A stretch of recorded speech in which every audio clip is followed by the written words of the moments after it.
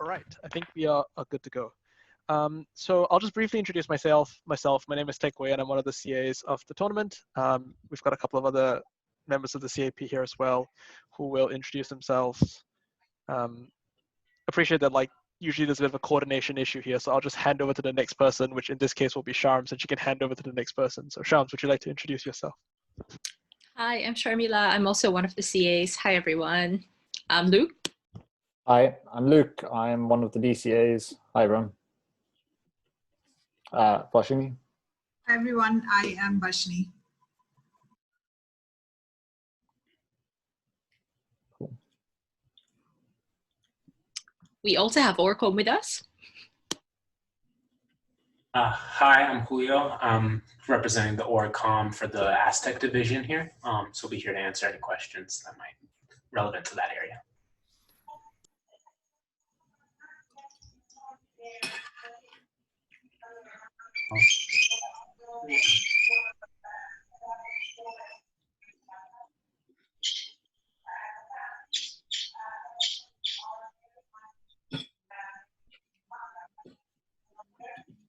Camilla's on mute. Is someone asking a question? Sorry, I can hear a voice, but I'm not sure if someone's asking a question. No, I think No. it was someone's audio in the back. Gotcha. Okay. So yeah, if anyone has a question, go.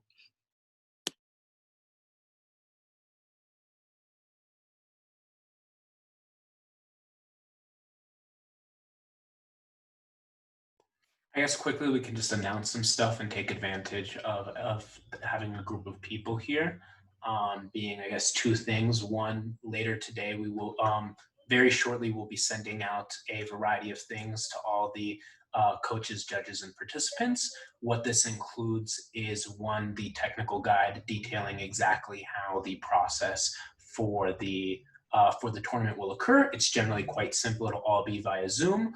And we are setting up the Zoom call, so it will not be as awesome as Bluebonnet was. It will not be that style. It'll be more centralized and synchronized in that regard. But we'll have the guide to explain everything. Additionally, as mentioned in the schedule, we're going to have round 0 on the 17th and a technical briefing on the 19th to be able to make sure that this information is not just available, but actively gone over as a community to minimize any potential issues.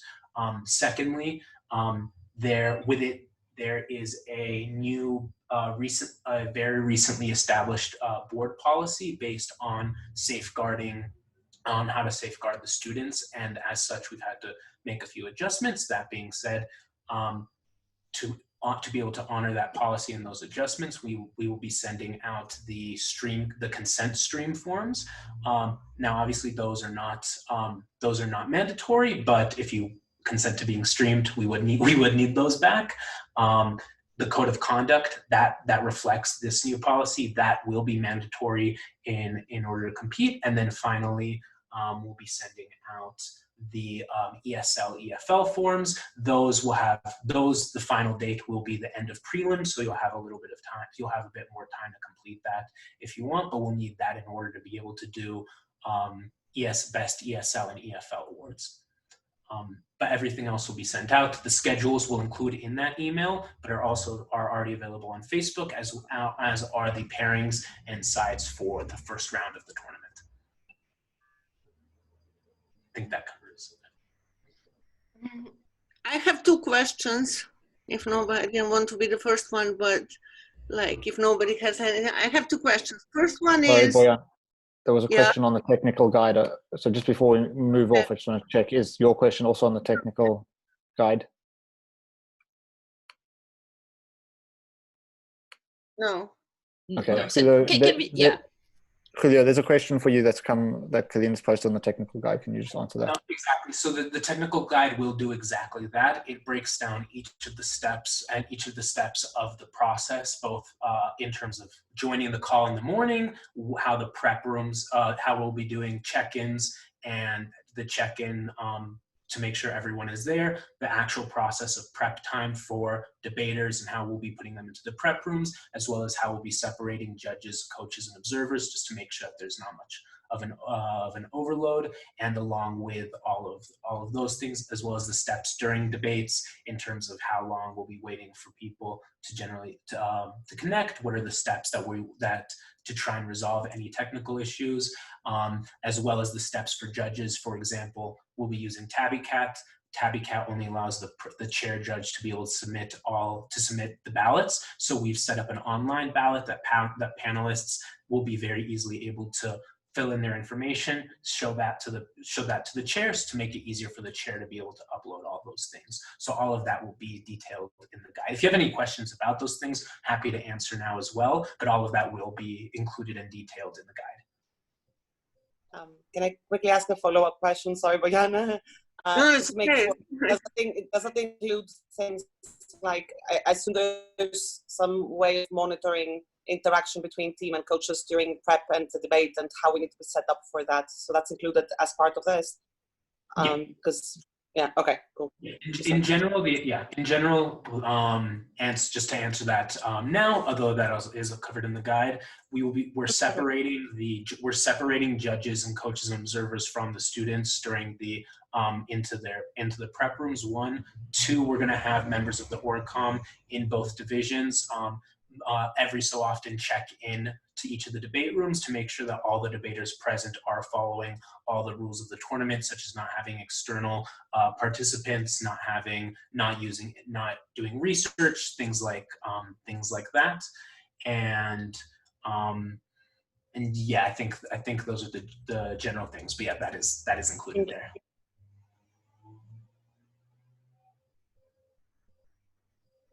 Okay. Can I ask now? Yeah, okay.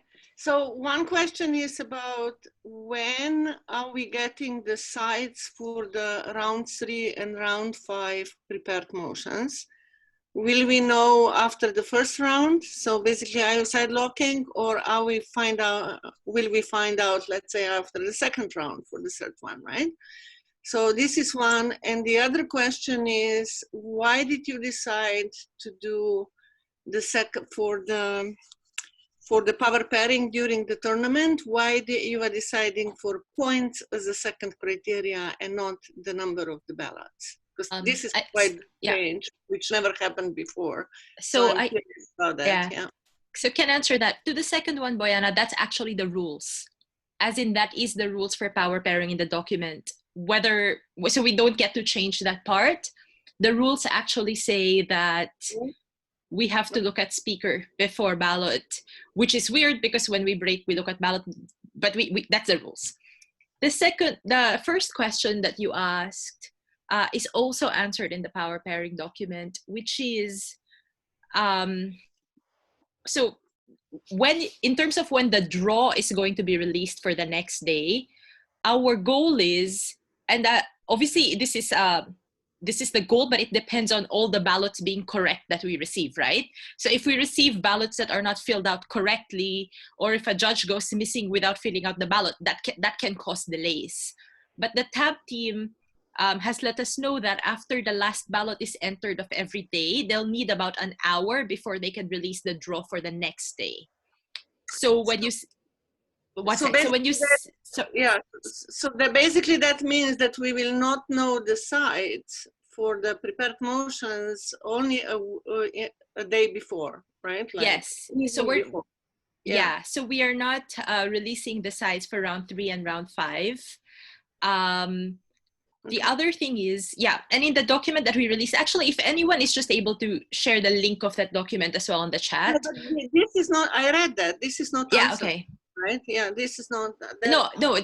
The answer, Bojana, is you're not going to know your sites in advance, except on the day before.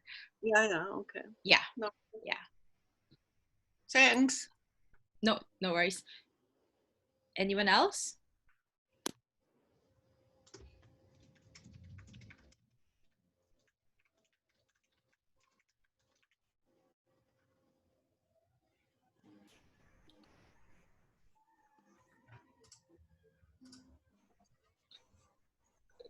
I have some questions from the judging document. There's something else.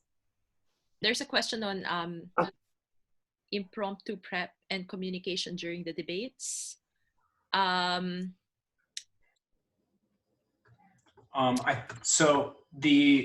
terms of so that's a good question.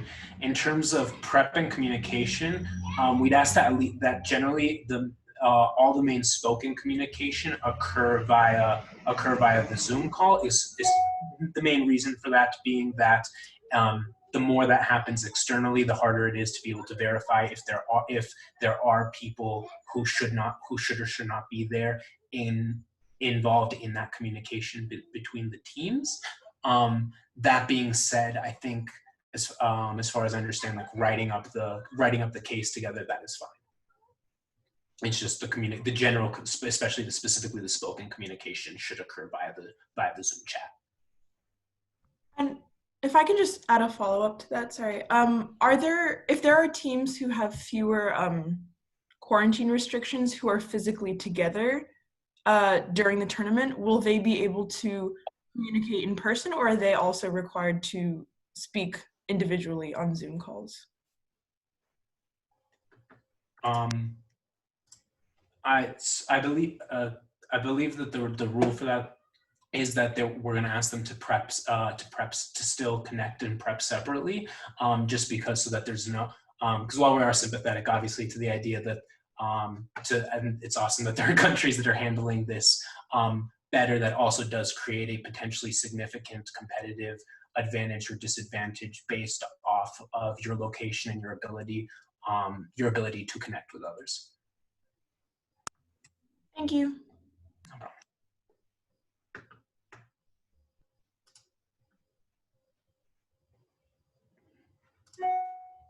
Sorry, just to clarify, so they can't talk to each other when they're sitting next to each other if they're in the same space. They need to join from different Zoom calls.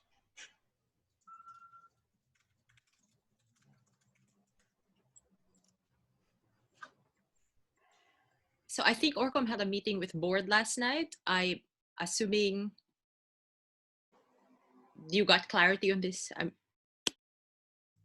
I believe so, but let me double check. I will get a concrete answer on this while we are while we're still on this call. But I believe that was the case. Sorry, can I just raise a concern on that? That very often the reason teams might be in the same space are connectivity issues, and if connectivity issues become significantly worse if they're overloading the same connection by being in separate rooms and trying to run Zoom calls from the same venue. So for any teams where connectivity is an issue, this becomes prohibitive, right? It doesn't help them. It actually becomes an even greater barrier to the process.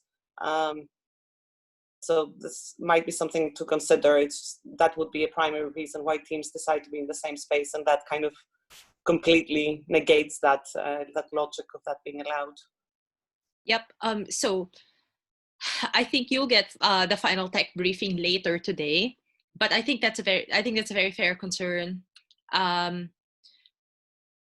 So just to make clear what I understand from the end of the board, their priorities to be, I think it is important that they're able to see that people are prepping and that people are all prepping on Zoom.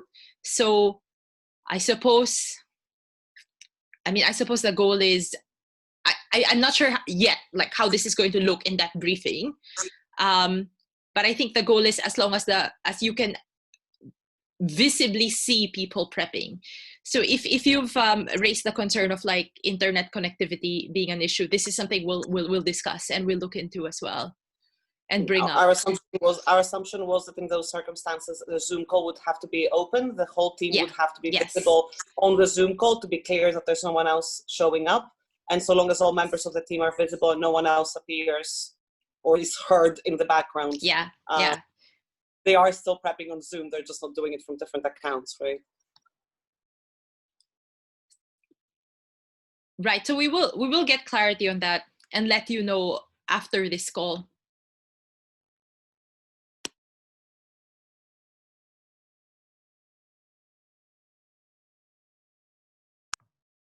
Hi, can I ask just one more thing about the messaging aspect? So if we're supposed to message on Zoom, during the debates, the other teams will be able to see if we're in one Zoom call. So won't there need to be some kind of separate like Messenger or WhatsApp for teams to be able to communicate with only each other while the debate is going on? Yeah, that's so. Oops, sorry. Yeah, that's totally fine. If I mean, there'll be the private Zoom chat, but obviously that's also one-to-one. So if teams want to communicate with each other via via messaging, via other private messages during the round, that's fine. Okay, thank you.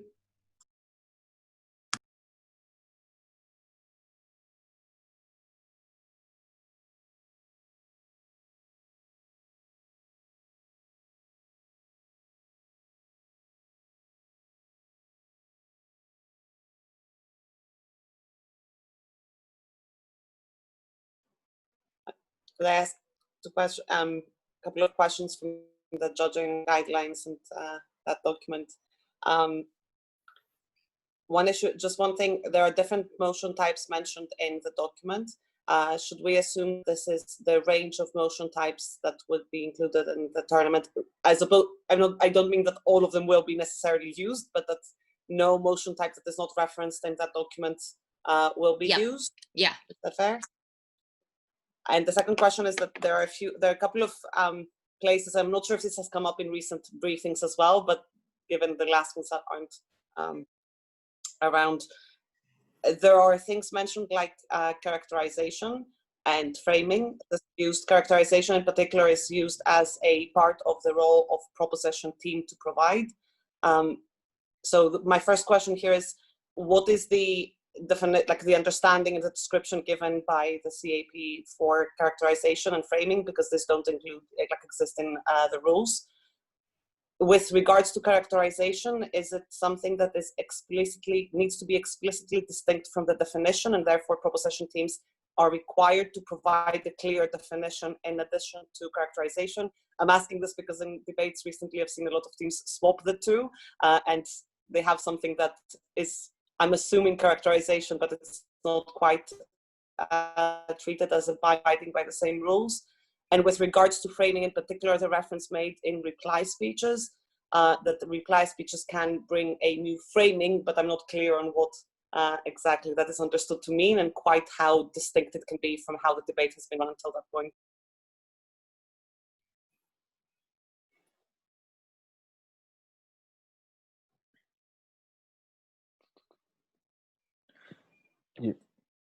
Okay, go ahead.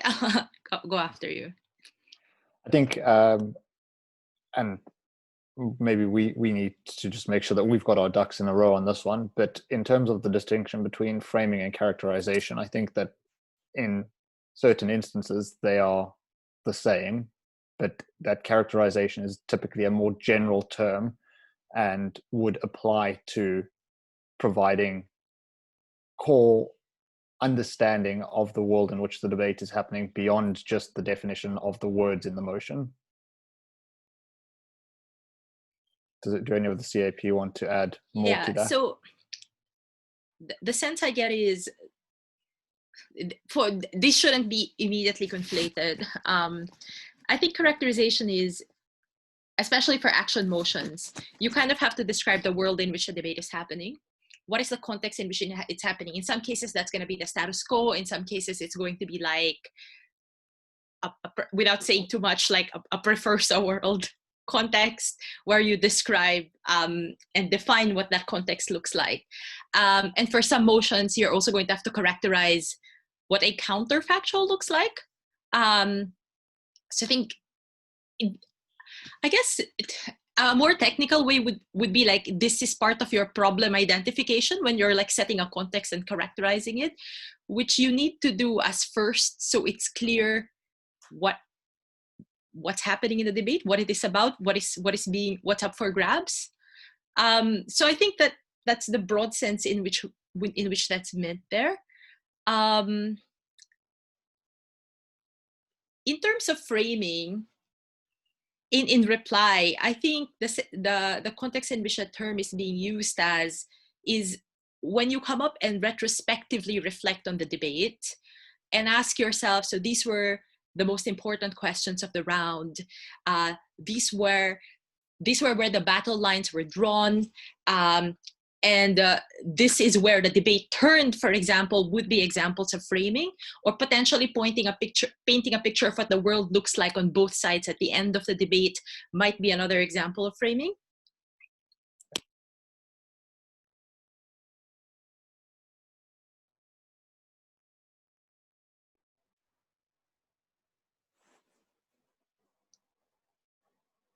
Sorry.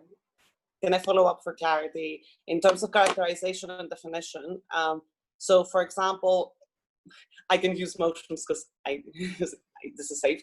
So for example, like if by the rules applied to definitions, part of the context as in what world does this apply to is part of how you define a debate to a certain extent, right? So for example, is it legitimate for me to say this is a global policy, but then in my characterization as a distinct thing of the status quo, stand up and say, but we think this debate effectively is a debate about Latin America, or it's a debate about democracies, and that's the world I'm describing. I'm asking because this has created confusion. Is that characterization, if it's far more limited than the definition, do the definitional rules of the scope of the motion still apply?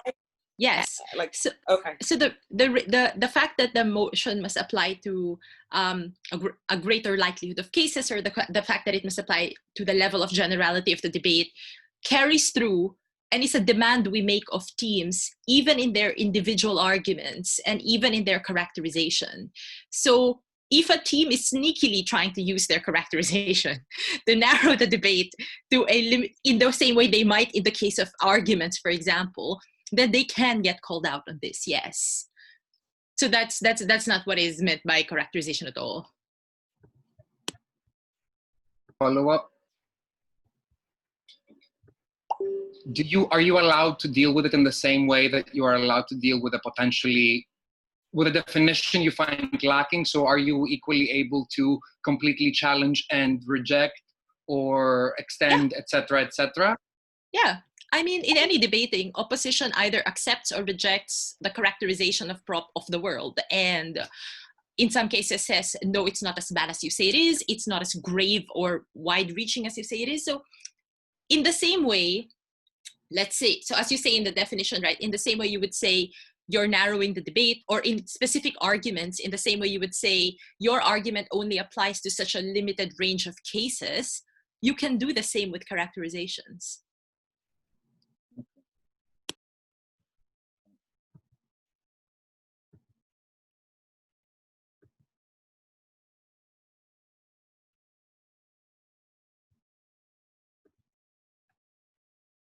Does anyone have any other questions? Either you can say them or you can write them on the chat. Okay. Hi, sorry, I don't have a camera. Yeah, go ahead.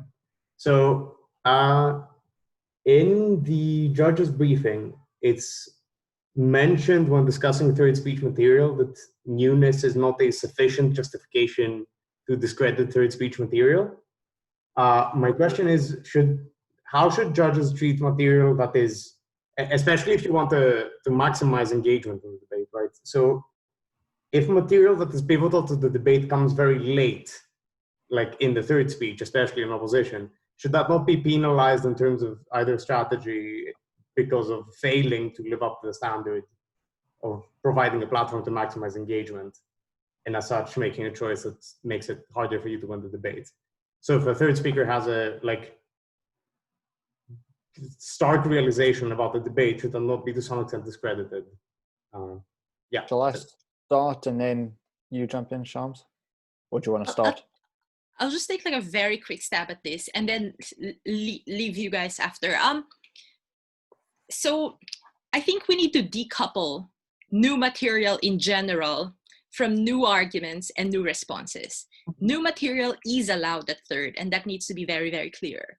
In fact, the rules say quite clearly that third speakers, especially third op, has the highest response burden of everyone.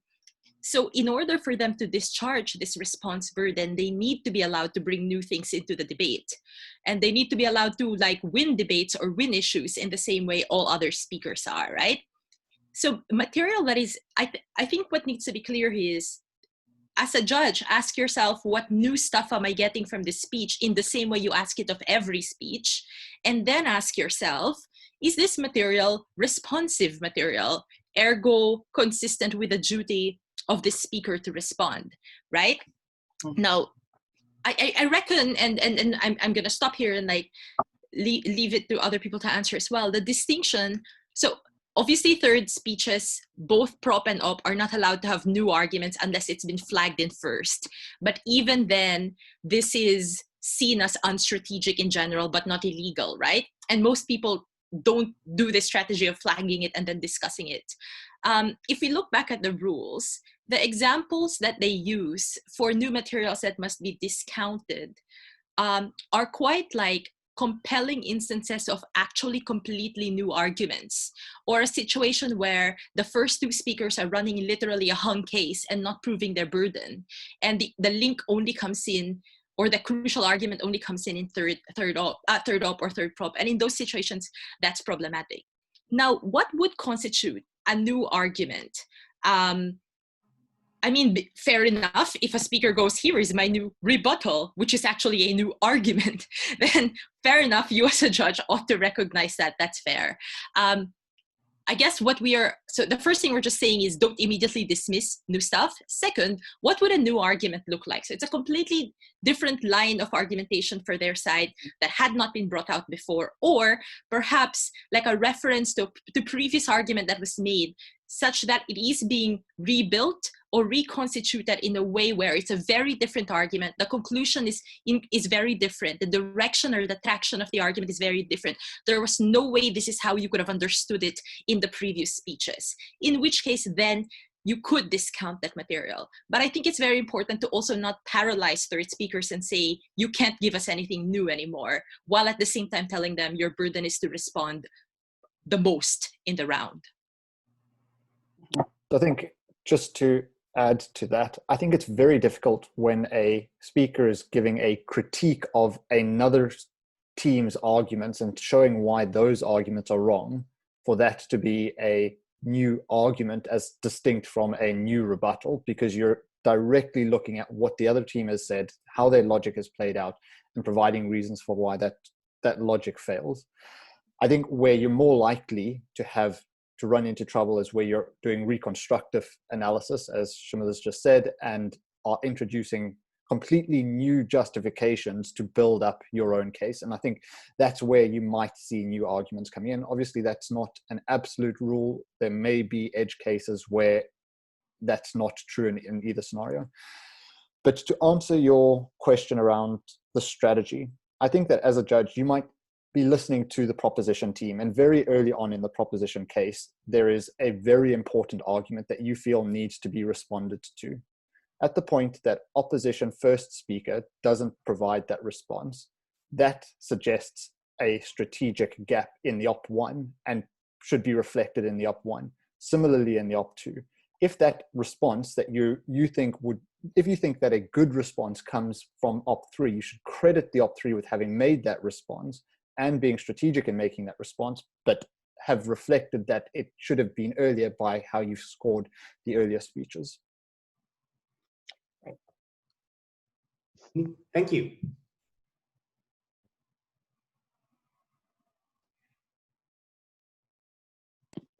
Next, were you going to say something, or Varshini here? Yeah, but potentially. So I think, I think this is obviously a very sticky issue, and everyone, I can see why everyone really wants to make sure that fairness is baked into it. I would just add a few things. One, engagement on something doesn't always have to be literally saying something after something else. Engagement in the broad sense of the word means different perspectives clashing and finding disagreement. The reason I think, to speak to the principle of maximizing engagement, the reason why this interpretation of the rules does that is because it still doesn't allow third ops to create entirely unforeseeable and irrelevant up till that point in the debate grounds for discussion, which the prop could never have conceivably thought of to engage on.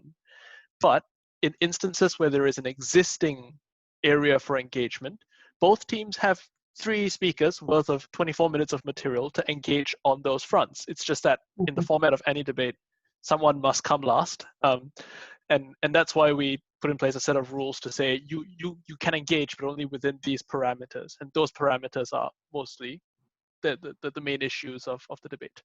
So yeah, I think that's the most important thing. I think the other thing as well is that, does this break debating and create an incentive to put all your material into the last speech? I would hazard the only reason we think this is the case is because in all the scenarios we tend to think about, right? Like, we all spend hours dreaming of scenarios and debating, I bet, which is why you're all here at this time. In those scenarios, it's because there's no opportunity cost to doing this. There's no opportunity cost to a third op spending 3.5 minutes bringing in a new and crucial part of the opposition case. But if it is crucial, and if it is match winning, it's going to take time to explain. And that time is time that is going to go away from doing other things in the debate that are important. So there is a very real trade-off, but the trade-off doesn't have to be one that the judge consciously thinks about. It is a trade-off that is the same trade-off that both sides face, which is why we think debating is, at least on some level, quite a fair sport. In other words, how much time are you taking? And do you really want to be using the time of a speaker that is meant to be responding to a large amount of stuff, building a crucial part of your case? And that is why I hazard, in many cases, it will not break debating as we know it. So that is our view on the matter, and I think it's quite consistent with everything that Luke and Shams have said so far.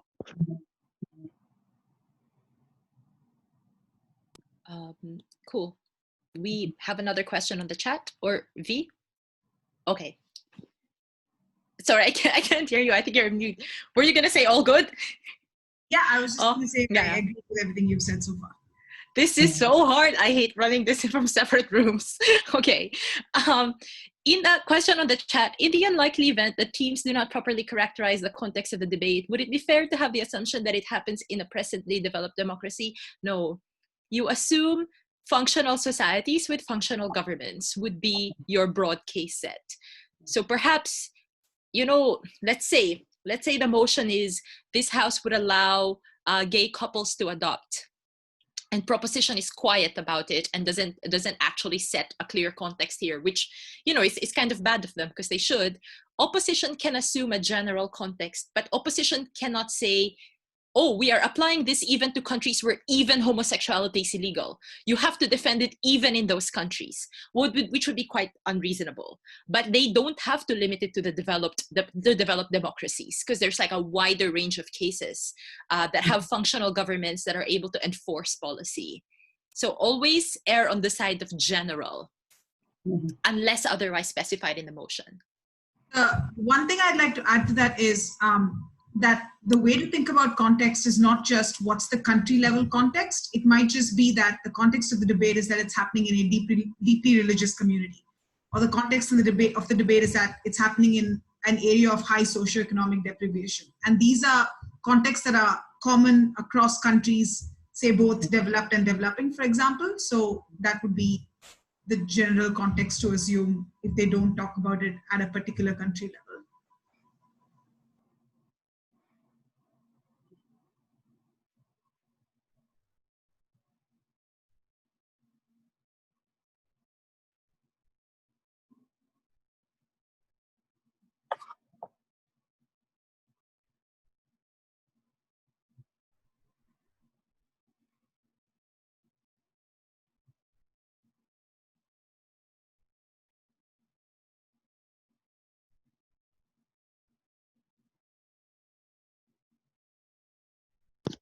Feel free to type in your questions. Yeah, questions from the group.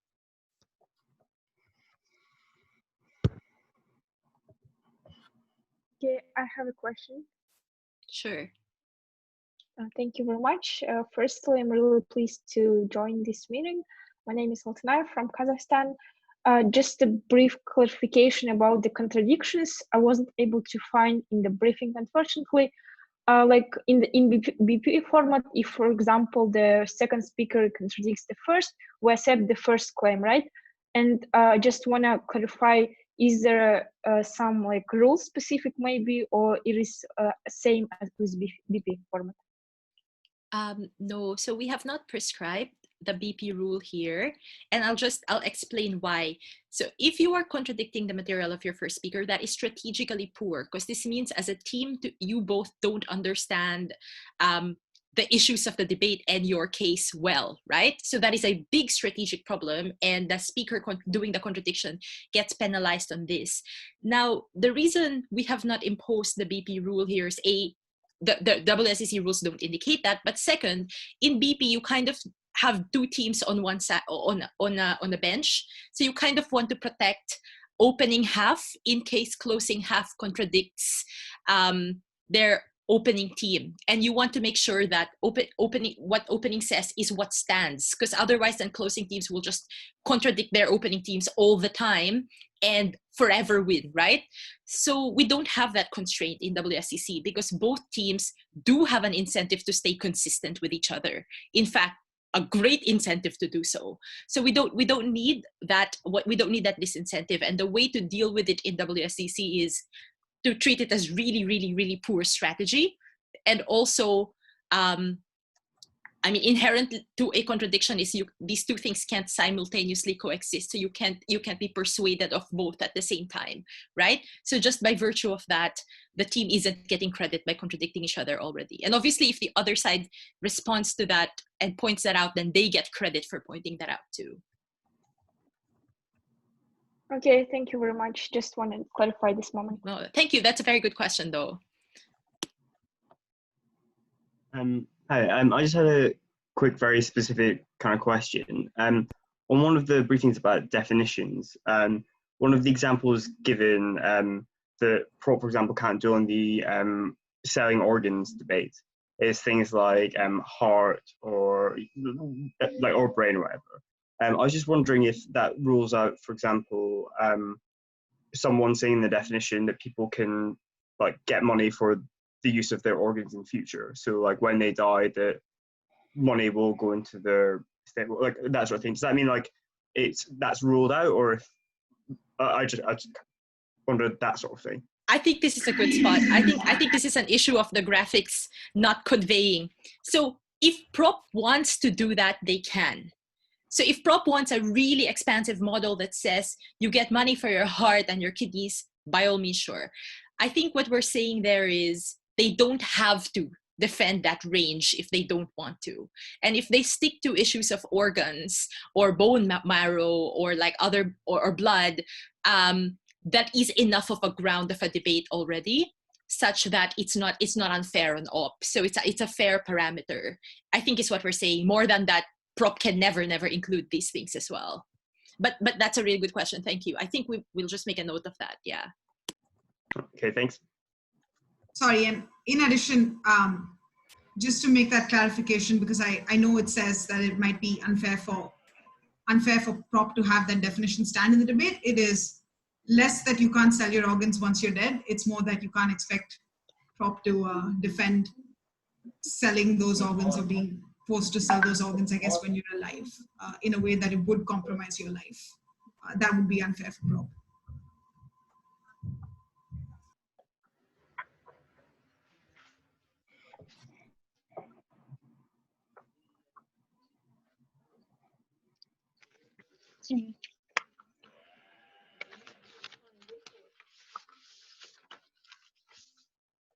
Can I get a text stamped, please?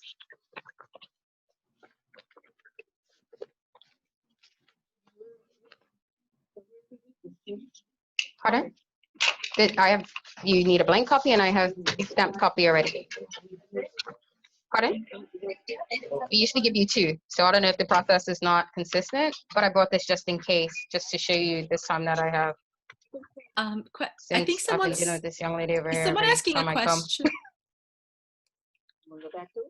I could, if she's available. The host can mute others in the call if you want. I'm sorry, I'm trying. I don't think it's a question. Okay, okay. Just done that as the noise. All right. It's Meshka. All right. Sorry, Meshka, you've been muted because of the collateral sound from your account. But if you do have a question, let me know. please Yeah, ask if you have a question, we can unmute you. Does anyone else have a question?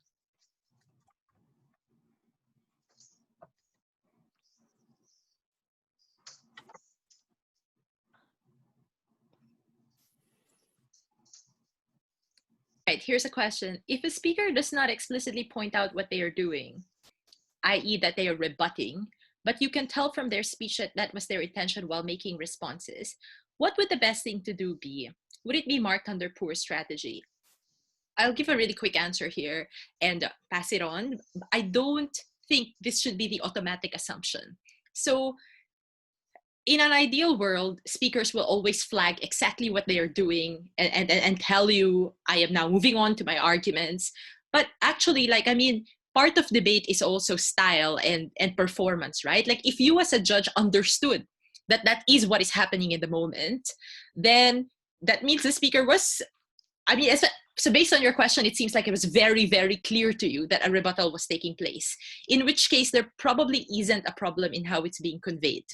Now, what if it's not very clear to you in that, so the second scenario is what if it is quite unclear and you kind of have to, you know, identify the responsive material on your own and compare it to the material of the other side. So you still shouldn't ignore the content because it's there, right? And so it could be a stylistic question of the material not being presented as clearly as it could have been. It could have been a strategy question if it was like an issue of like timing or the way they structured their speech.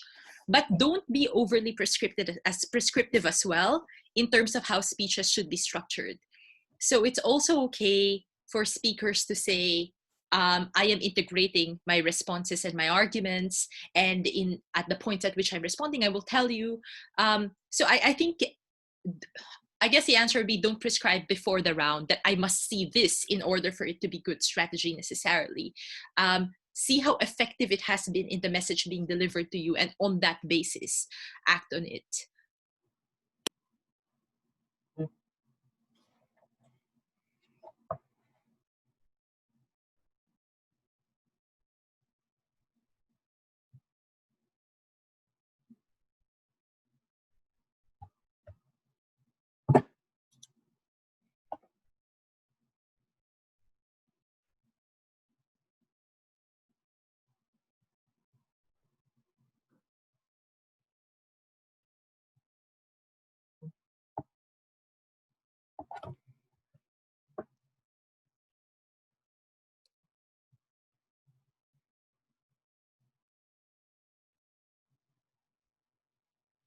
Are there any more questions? You can also send questions to us privately on the chat if you're shy, to one of us.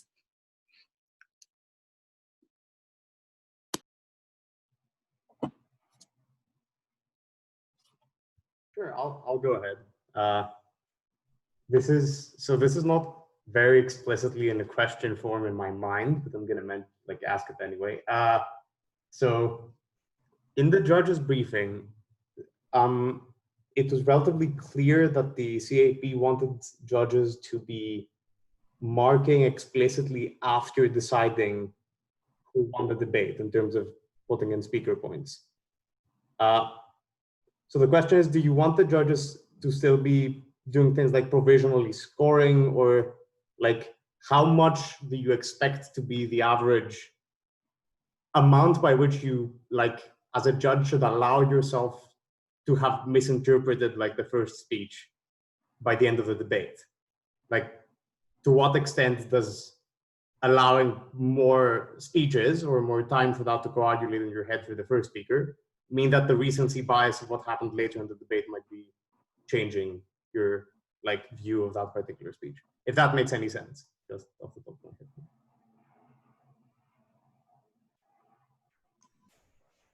head. Can I take that one? So I don't think we're opposed to provisionally scoring as you go. And I think that if you want to say by the side, which I know a lot of judges do, have some marks that you can refer back to, that would be okay. I think we just recommended as a general practice to go over the notes of the debate again, more than anything else, so that the recency bias doesn't play out in a way that it hurts earlier speakers. So for example, if it is the case that towards the end of the debate that your, say, third speakers have to some extent misrepresented the first speaker, but it has been clear in their speech what the arguments were that they were making, it would just be useful to have a sense of whether that clarity did exist or not, or whether they were just unclear as a speaker to begin with. And that's something that's more useful to have a sense of if you go back over your notes, was our thinking. And Tex, Shams, and Luke, if you've got something more to add. I think the only thing I would add is that there are definitely components that you would think of as being relative to what's happened in the debate. So things like how well an argument proves out and justifies the issues that are become important in the round is a strategic consideration, but the magnitude of a strategic error on that front will only become apparent as you move through the round. So we just want to make sure that all of those considerations and dynamics happen are properly considered and captured in the scoring process. So if you are too firm on your scores, you are unlikely to properly reflect the evolving nature of the debate and therefore capture the relative importance of speakers to the debate. Can I quickly add something to that? Because I totally agree with that. And I really think that strategy marks especially, which are both individual as well as team, can only be assessed at the end of the debate anyways, which is why it's probably never a good idea to set your marks after each speaker without considering what has happened in the debate and then setting the marks based on that. So exactly, I think as a judge, two things. One, I will say thanks also to last year's CAP. I think because we've started breaking down strategy, style, and content into specific bands and descriptors, judges, when they are doing their final marks, are now more consciously aware of those components and how they are gradated when they refer back to those marks broken down at the end of the debate when they construct their marks.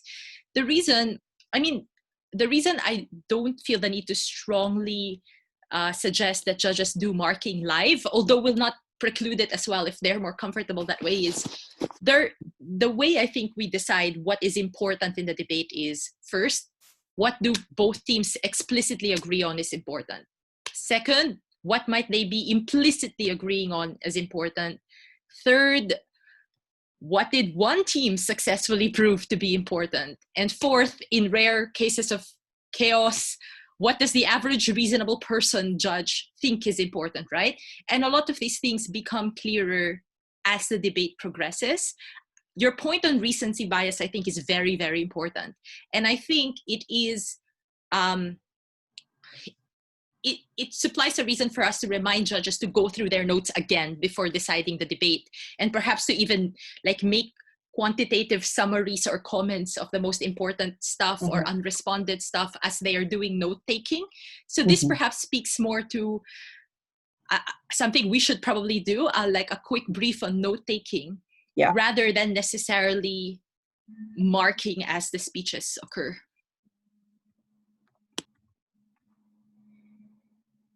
Thank you.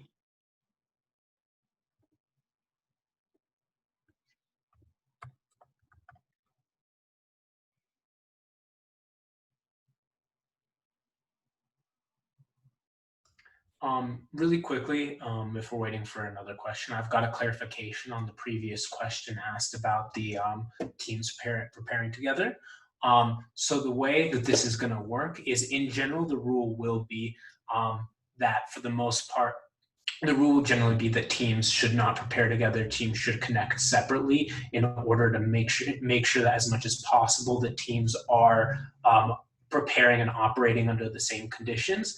That being said, we understand that there are certain situations that are completely out of the team's control, such as connectivity issues and barriers as such. So if a team believes that they could not prepare appropriately under the rule as the way it is, they can contact the ORGCOM, and the ORGCOM will make a final, based off that, the ORGCOM will make a final decision on that. So if you have any other questions or issues on that, please just contact us right away, and we'll get you a response as soon as possible on that.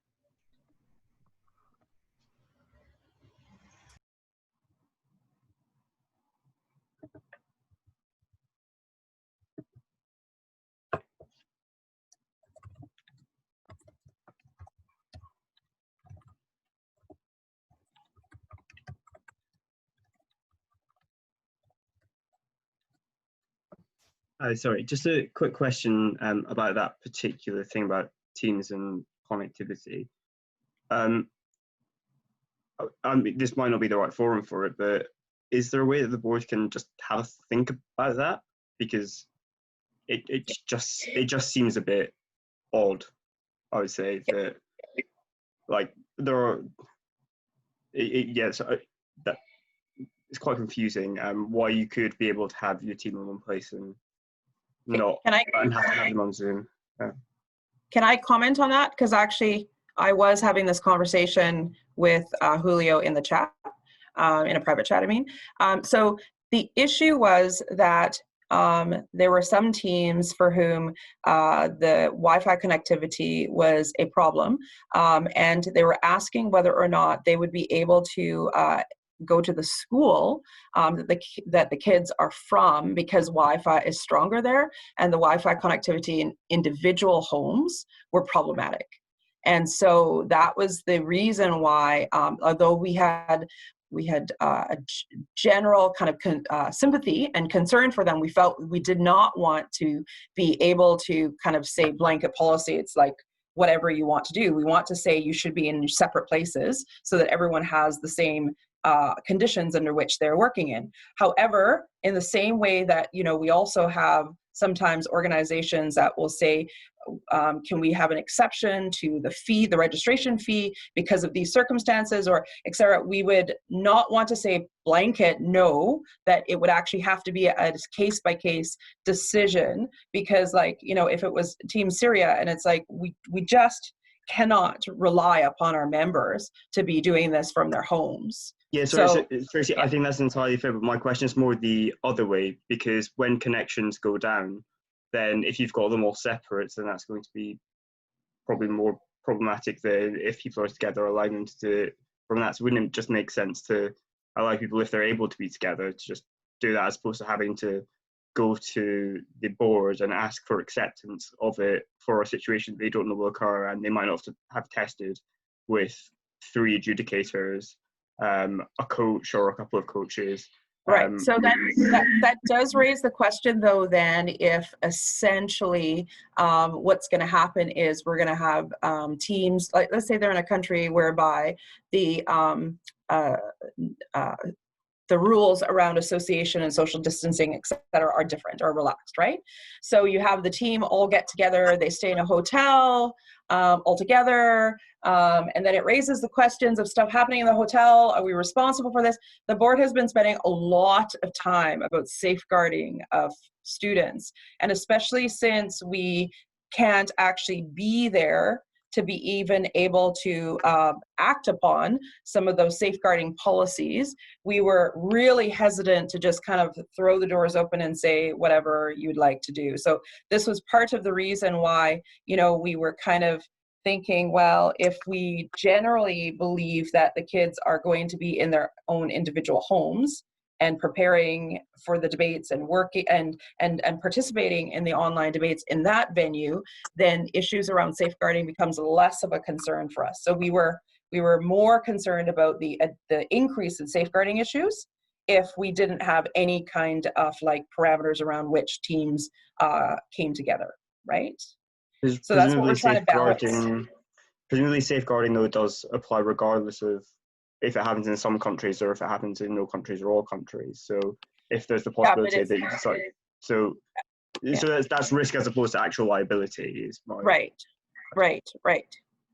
So the thing that we were looking at was like, what is more likely to increase, you know, the problems versus like decreasing it, right? So that's the reason why there has been a lot of discussion back and forth and disagreement about how best to do this. And trust me when I say that has been the bulk of this concern. It was actually a big part of the concerns being expressed about an online WSDC. Sorry, can I ask just a clarification here?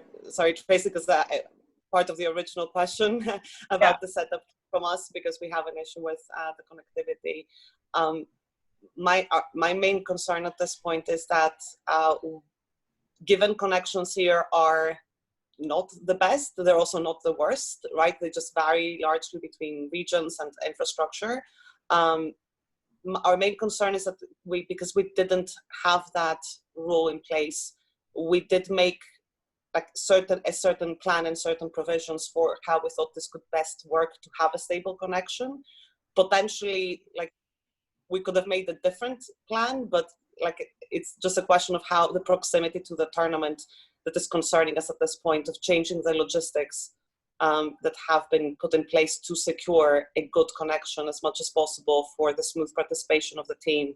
I'm not sure if that's making sense what I mean. No, it totally is. So without any direction on this issue, right, without any direction of this issue, you had already conceived that connectivity might be an issue, and so you had made arrangements, and this is new to you to be hearing that the expectation is that the kids would be working on their own. So I very much, to be honest, was that we would have, just to be clear, that we would have during prep like a Zoom call open throughout, so that the students and the students would be visible and audible, so that it could be checked that they are alone and that there's no other input, someone speaking or them using electronic devices, right? This can be seen from a single camera, if they're around the same table, so that it could be checked. It's not that it would be happening offline by any means, right?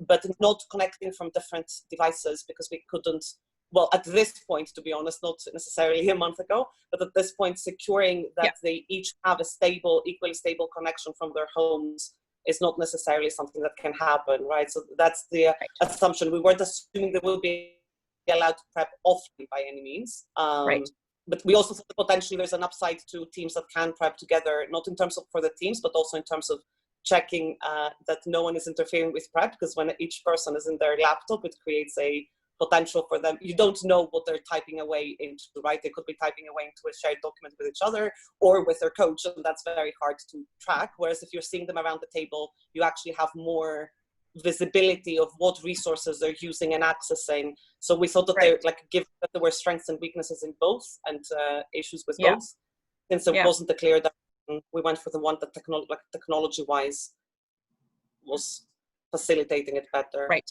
So, Kalina, what I would just say, because all of the reasons for you guys making that decision are sound and are connected also to with the technology issues, I would just lay it out the way that you've just said it to the convener, is we're putting it back to the hands of the ORCOM. And if you say that's fine, then that's fine. Thank you very much. Sorry, if I may add really quickly, we're actually in the same position where we found ourselves that with the team trying to meet, it was difficult to maintain connections, particularly because where we are, a lot of people are working from home, so in residential areas, internet's very spotty. And so we definitely made accommodations for our team to be together, because like it's just very difficult. And we're fortunate that we generally have good internet connectivity, but with the systems being overloaded in residential areas, we're definitely in the same position with Team Bermuda. So the recommendation, similar to what I just said to Kalina, is to outline that, send it off to Julio. Julio, you're going to have quite a lot of emails coming in a very short period of time. It's the first time this tournament, so I think we'll handle it.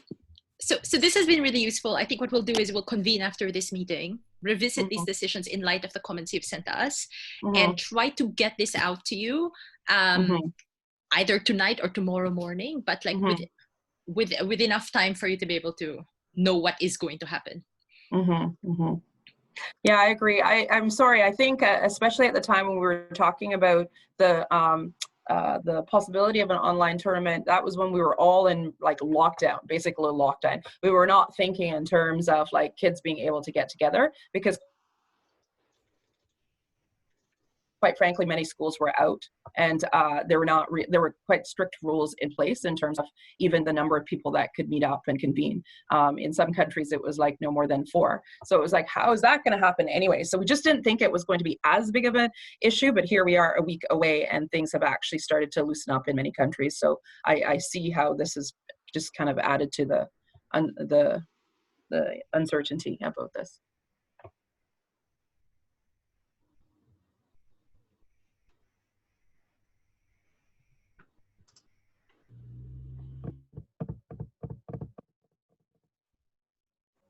the technical guide similarly will be coming out later today, so we'll make sure that all of this is reflected in there as well, so that it'll be easy to read up, understand, and know what the process is, especially in such a short time period, so that we can make sure that all relevant decisions and such are given as early as possible and as quickly as possible to not affect anyone's training regimen or anything like that any more than it may already. Thank you, Julio. Thank you, Tracy. Good thing I came to the meeting.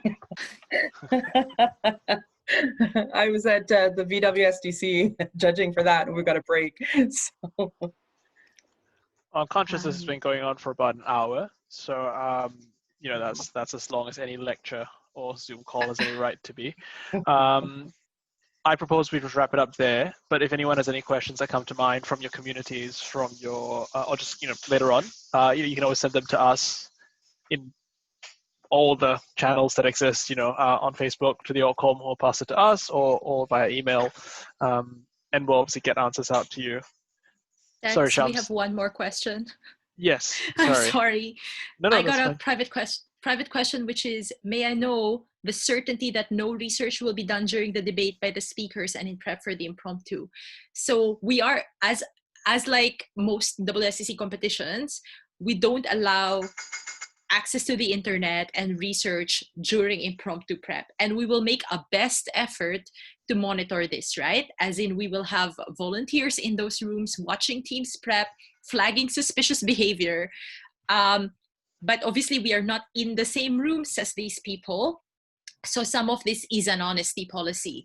But if the question is, what is the policy? It is strictly that you should not be using the internet during prep.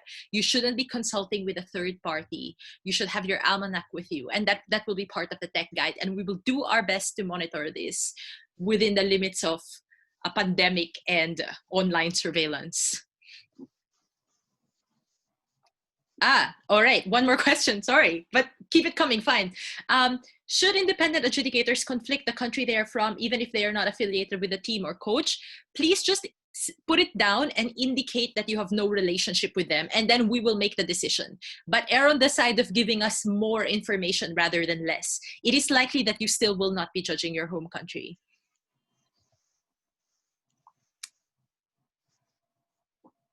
Thank you, everyone. And again, feel free to send us emails, please. Thank you very much. I'm gonna stop the recording and I will end the session. So thanks very much all for coming. Yeah, look forward to seeing you at the tournament, and great WSDC online.